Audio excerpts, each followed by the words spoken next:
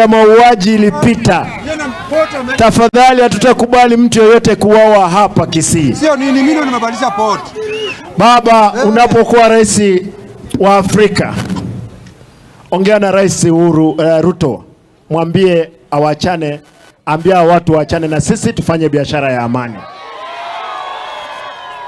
Hiyo ndio tunaomba.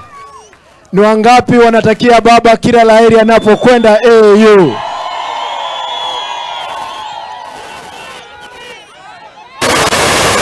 Wacha niulize, muko tayari? Tigamboli, mule tayari?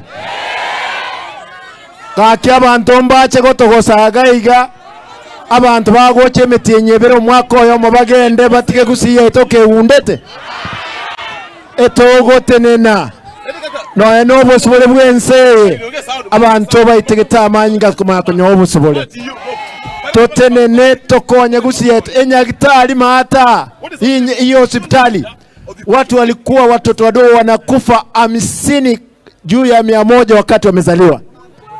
Leo hii tumerudisha ile namba kwa sababu daktari wanafanya kazi. Saizi watoto wanakufa ni karibu 10, lakini tunataka mtoto asife. Watu wazima ambao walikuwa wanakufa hapa watu 20 kufika 25 kwa masaa 24.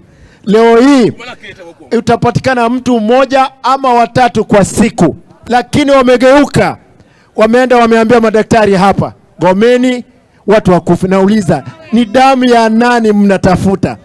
Mnatafuta damu ya simba, mnatafuta damu ya watoto wadogo, mnataka watu wakufe.